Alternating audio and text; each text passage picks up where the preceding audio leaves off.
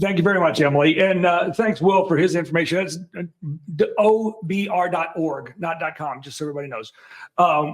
We've got, I want to piggyback on a little bit of what Will said, because Sandler is a wonderful giving network. And I know many of you are out there are passionate about your barbecuing, and some of you are competitive because some of you are friends and clients. But so another piece, as Sandler, and will definitely promote you on our media feeds. So Sandler is a community. We are a communication organization. We teach people to communicate better. And a little public service announcement that I have today is I saw an article in the Wall Street Journal this morning that I have the PDF on our LinkedIn profile. My LinkedIn handle is there. It will walk you through how to make satellite texts from your phone when you don't have cell or Wi-Fi service. So share that PDF with friends that need that are in danger before they need it. The woman does a good job of walking through it. Unfortunately, it's not for Androids yet. Sorry, I'm not biased. It's just the fact of the matter. So I wanted to make sure I got that out there. Okay, what am I talking about? Yeah, I'm going to piggyback on some things that other people have said. And what I've noticed is this piece, what I'm going to talk about today, it's near and dear to my heart. I think it's one of those links that can really help you accelerate your growth. And the clients that I've had over my 25 years or whatever the heck it's been, the ones that I've seen have not just doubled and tripled their income, but gone to 4 and 5 times their income. It's this type of implementation, this piece, that's really enabled them to accelerate that.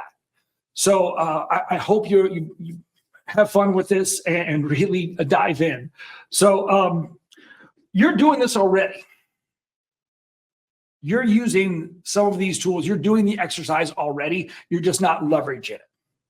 So what am I talking about? Well, it's primarily debriefing. It's debriefing. So when I jump in here, I've kind of just spoiled the news. Gee whiz. In your chat, where do you get your most learning retention? Is it the pre-call where you do your training, you do your role play, you do your strategization, you're strategizing? Easy for me to say. Is it when you do all that practice, or is it post-call, the post-mortem, the autopsy? When you look back and say, hey, where was it? Where did I go wrong? And for those of you that have been around Sandler for a while, if you've been to a summit or watched it virtually, in 2022, we had Robert Cujo Tishner. He made a strong case from his book, Debrief to Win, that it's when we debrief, post-event.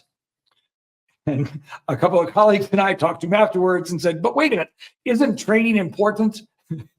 It's sure, but it's really this, guys. And that was a little humbling to hear because, you know, we believe in training and pre-call because we want you to get sweaty in your sales gym so you don't get bloody in the field.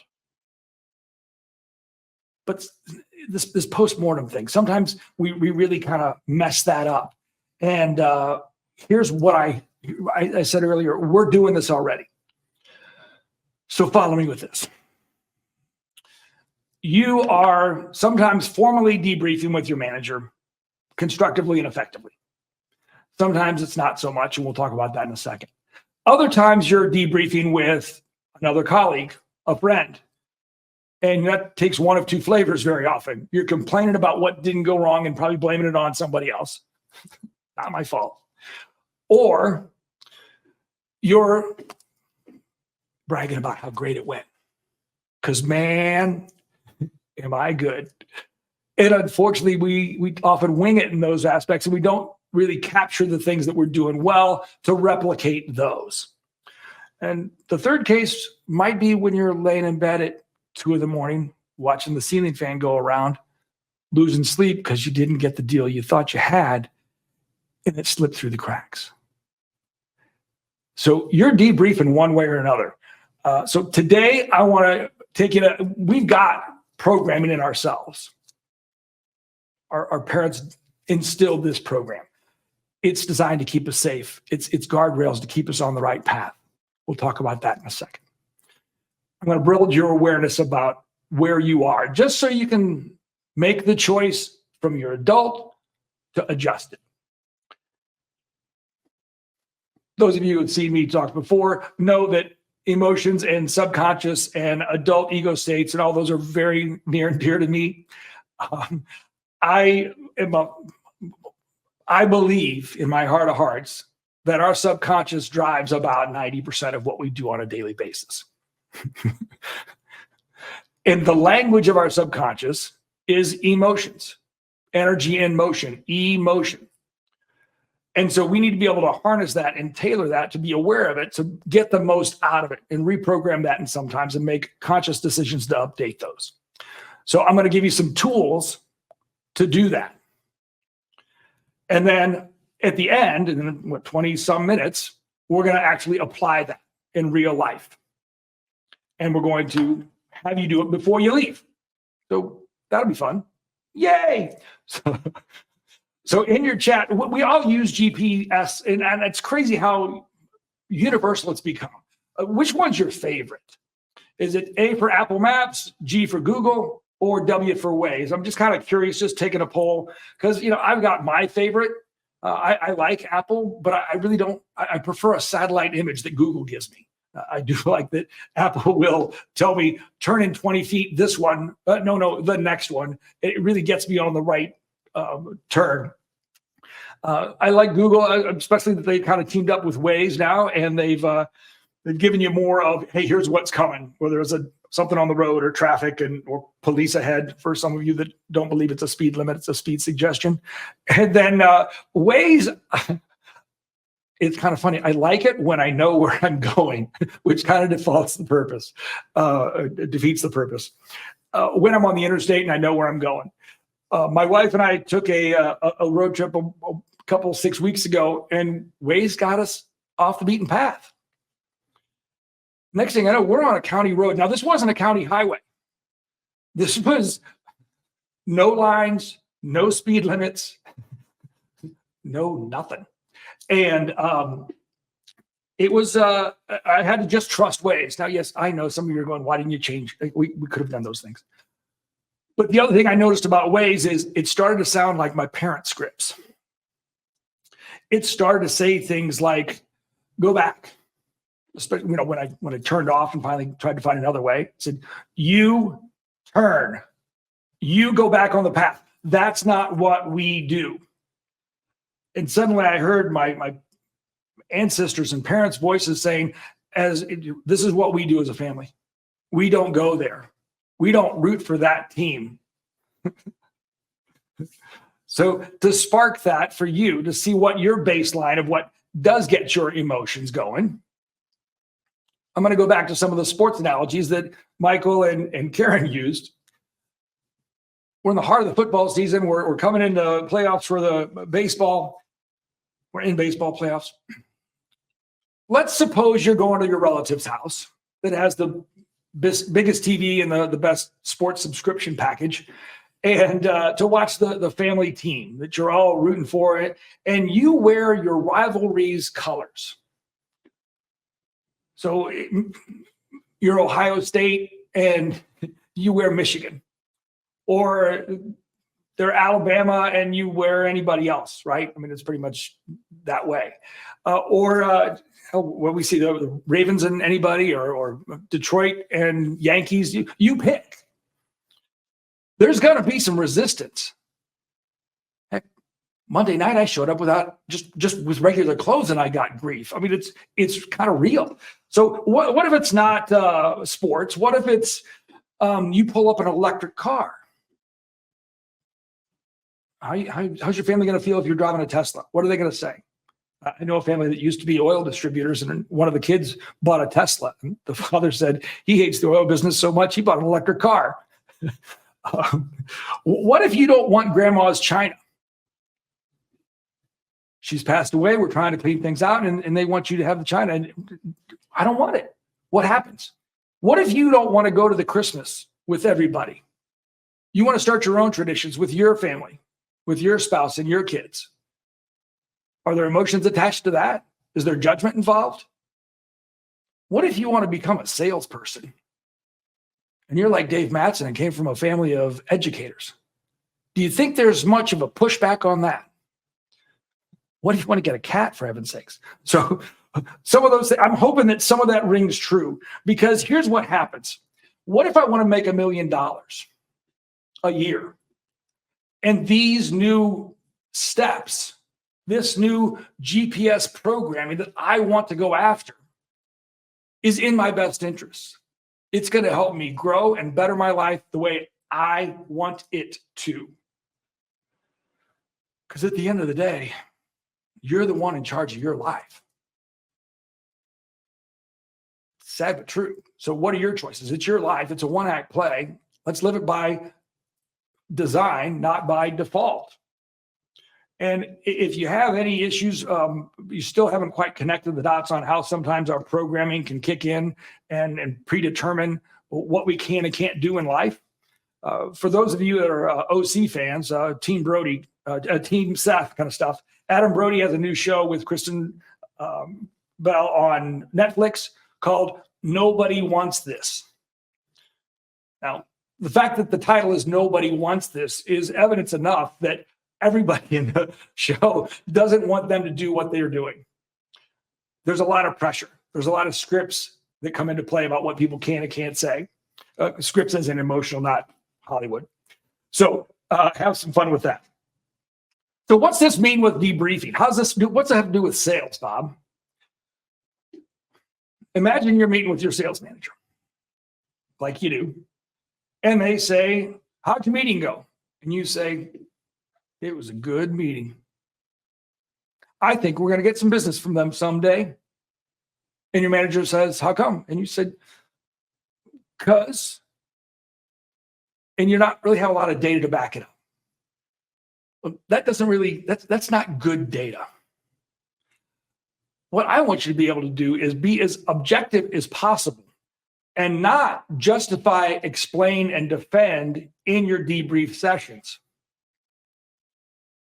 Justify and explain and defend, we lose all clarity, all objectivity, and it's murky and cloudy, and we are condemned to repeat the past because we have not learned from our history. So what a better debrief might sound like is if your manager says, how'd it go? And you said, I think we got about an 80% chance, and here's why. I know that their production line goes down about once a month. It's been happening for about 6 months. They lose about $1 million every time it goes down.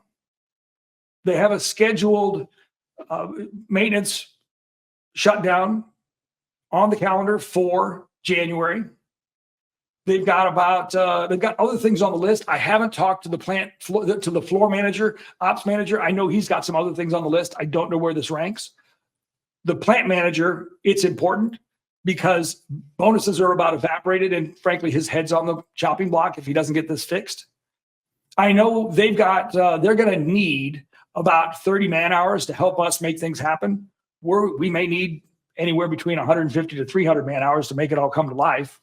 Not sure how millwright's going to come into play, but that could happen.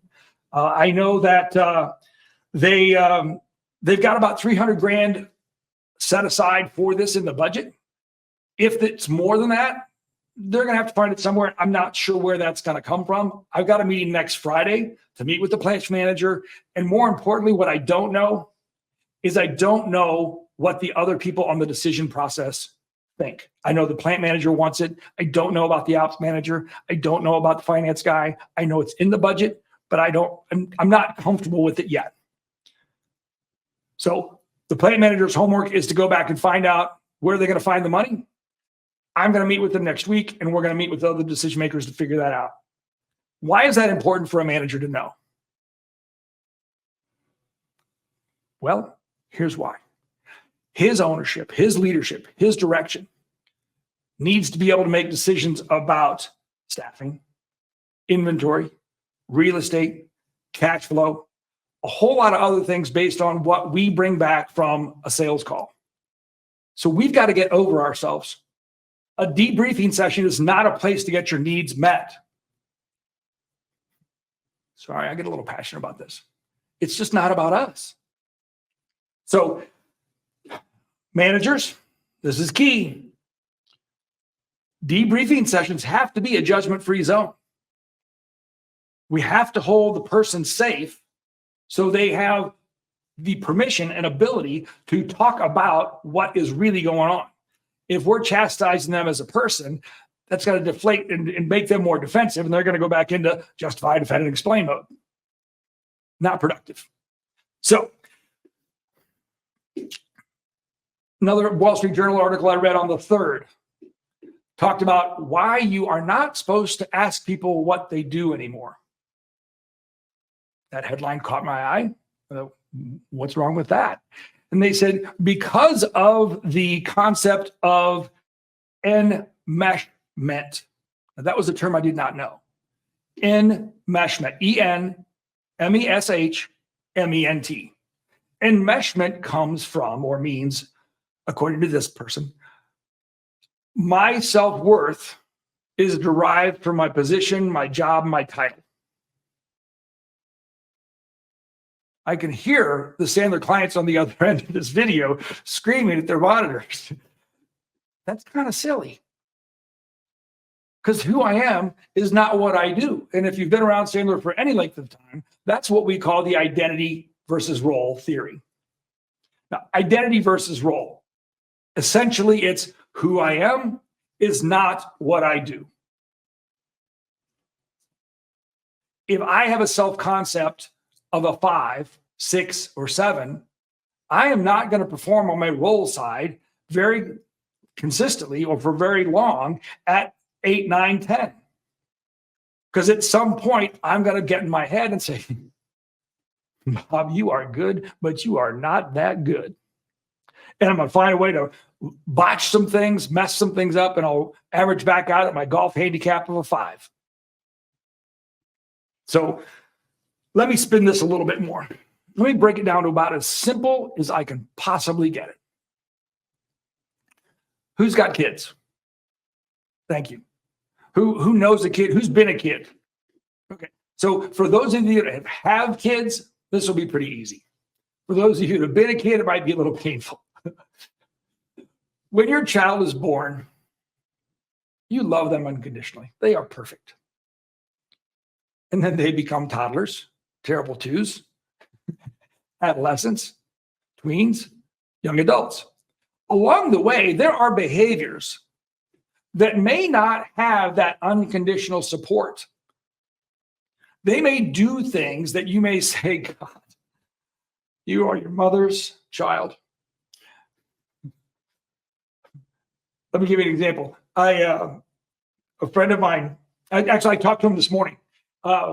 When he was going back to start his sophomore year in college, his mother pulled him aside and said, honey, I will always love you, but it's going to be a long time before I like you again. If that doesn't drive it home, I'm not sure what will. But why can't we do that for ourselves? That's the key here. Why can't you love yourself unconditionally and accept that I may do things that may not be to the level that I always want? Just because I do things that don't measure up to what I want doesn't mean I'm a bad person. It means I need to objectively look at what did I miss. That's what debrief sessions are for. I've got to be objective and have clarity. Because the first time you do something, you're not going to be good. Oh, Matthew, thank you very much for the example. How many of you felt a little bit not okay when he did the number sequence and you didn't get it right the first time? You weren't supposed to get it right the first time. That's the whole idea of the exercise. Why would you feel bad or stupid that you couldn't figure it out the first time? Who cares? Who cares? Now, I'm in Illinois. Springfield, Illinois is where I live. For those of you who don't know anything about the state of Illinois, 75% of our acreage is crops, agriculture. So I know a little bit about corn and beans. If a farmer takes a perfectly engineered kernel of corn and puts it in the ground and comes back another 90 to 110 days later, and he's got what we call short corn, 4 foot tall, small ears, undeveloped kernels. Not what you want. That will not pay the bills. He says, wonder what we missed. Did it have enough degree days, enough heat? Did it get enough sun, enough water, enough nutrients, fertilizer? What's the organic composition of our soil? Are there enough organics in it? What's the compaction? How deep was it planted? The farmer does not say, that stupid, lazy kernel of corn, I knew it was going to never amount to anything. God, its brother was so much better. That sounds pretty stupid, right? We do the same thing to ourselves. Beat ourselves. I shoulda. Let it go. Give yourself some grace. I did my best. My best is good enough. What did I miss? What can I do differently? Live to fight another day. So here's how you're going to put it into action. So I didn't mean to be pointing at you, but here's how you're going to put it into action. Pick one of these. Some of these are work business related. Some of these are personal. Pick something that you don't care how you're going to perform at all. Maybe it's asking for production, giving introductions. Objectively, I may give an introduction. Hey, have you talked to Mike? Here's Mike's name. That's not a very good introduction. What could I do differently? How could I change my behaviors? Well, I could say, that sounds like an important scenario. Do you have any help with that? Would you like some help with that? How about an introduction? I've got a guy named Mike. He's kind of weird, but he's got a good business. He does a good job. Now, if you don't want to talk to him, don't worry about it, because I don't want to waste your time or his. But I'm happy to send out a group introduction, chat, text, connect the two of you. You can take it from there. That's a much better introduction. Or how about the one halfway down there, listening to my spouse?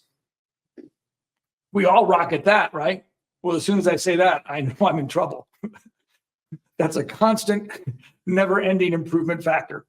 So what can I do to listen better? Well, I could shut my phone off. I could leave it in another room, turn off my Apple Watch. I could make better eye contact. I could ask some more questions. I could go a little bit deeper and just plain listen and not just wait for my turn to talk. All those things come into play. Pick one, put it into action. All right, now we're going to do it right now, right here. Just like Matthew did it. I hope not to make you feel stupid, because that's the goal. I want you to feel okay, because we're just trying this. I'm going to change the slide. I'm going to 1, 2, 3 and change the screen. When I do, there's going to be a statement up there in a different language. Some of you will know it. I see somebody in the chat window that I know will know it.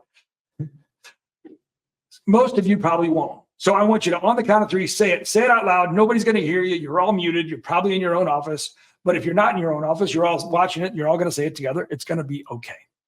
So 1, 2, 3, go. One more time. Try it again. 1, 2, 3. Say it. Je m'en fous. Je m'en fous. The S is silent, just so you know. So here's the deal. Julia Child taught me this. So those of you that say, oh my God, thank you, Emily. I know sometimes that can be interpreted as a little spicy, but in this case, especially when you watch Julia Child's version, it's more about not having a fear of failure. I was very lucky as a child because my mother loved to watch Julia Child on PBS. She got all of her cookbooks, and she wasn't afraid to fail. That said, she didn't like anybody to know that she failed, so most people weren't allowed in their kitchen. But Julia says, hey, look, you've got to commit if you're going to flip that omelet. Otherwise, it's going all over the place. So what's this mean? It means I don't give a damn. I don't give a damn because I'm not afraid to fail. I'm willing to try. So, Carrie, welcome. Oh, don't let me stop you. I'm just here. Yep, go right ahead. Finish up. So one of the things that Julia says is, let's look at those happy accidents. I was lucky enough when, well, not myself, my kids actually, they were visiting my mom and dad one time, and my mom put salted butter in a brownie mixture, heaven forbid, and she let out an expletive and started to throw the batter away. And my dad was smart enough to hear what happened, and he threw his newspaper up in the air and said, "Kids, grab a spoon." So my kids went running in, and they, with my father, ate the rest of the brownie batter that had the salted butter. So it was a happy accident. They still tell that story today. It was probably 20 years ago. But look at those mistakes you make and learn from them. Get comfortable being uncomfortable. Leverage your debriefings in an objective way, and your income will excel. Thanks very much.